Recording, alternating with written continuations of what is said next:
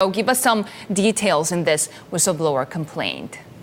Well, Sherry, the whistleblower complaint completes a wider picture of the events surrounding that call, both before and after. The most significant points that are made by the whistleblower are that the president had pressured the leader of Ukraine to conduct some investigations, restart some investigations involving Joe Biden and his son Hunter Biden, and that this had disturbed multiple White House officials who had been raising concerns about this, that it was then handled by White House lawyers, and White House officials were told by those lawyers to put this, the record of the call in what's quote-unquote lockdown, which meant moving it to a separate electronic system to store and handle the most sensitive classified information involving national security, despite the fact that the call did not remotely affect any national security issues.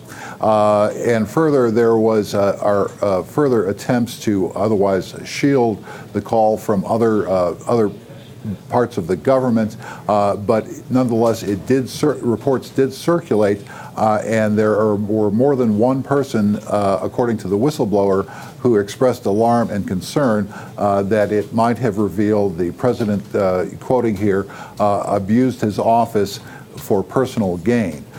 So that is where the nexus of the investigations will be going as we move forward. Joe, we also heard from Trump's acting director of national intelligence in a congressional hearing. So where do things stand after that? Well, Joseph McGuire, who testified before the House Intelligence Committee, did not shed a great deal more light on the complaint or the procedures. He had to defend himself for holding back and going to the White House to decide what to do with the whistleblower report. However, he did attest to the fact that the whistleblower needed to be protected, and it should be noted that the Inspector General of the intelligence community found that the complaint appears credible.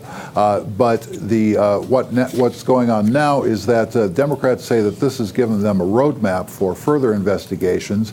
There were a number of people named, primarily the president's personal lawyer, Rudy Giuliani, as well as Attorney General William Barr, who were involved in this. The Democrats will be seeking to question them, as well as finding out other officials who might have had knowledge of the call and had raised concerns about the call. So they will be trying to get those names and trying to get them before the committee to testify to build the case for the impeachment inquiry that is going on now in the House.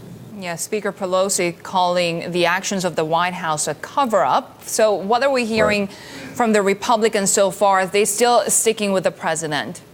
Well, so far we've had a number of Republicans very vigorously defend the president, notably his close ally Lindsey Graham. But a lot of them are at this point staying rather quiet. They've dismissed the call and the whistleblower's complaint as hearsay, that the actions don't amount to any impeachable offense. But at the same time, there are a number of them who are expressing concern and a desire to look into it more. Nobody has, on the Republican side, has come out in favor of impeachment, and that is still something that they're not. No one has been willing to go that far yet. So they're biding their time in some ways, and Congress is coming up on a 2-week recess in which they'll be going back to their home districts and states, where they'll be hearing more from their constituents about where the voters think this should go.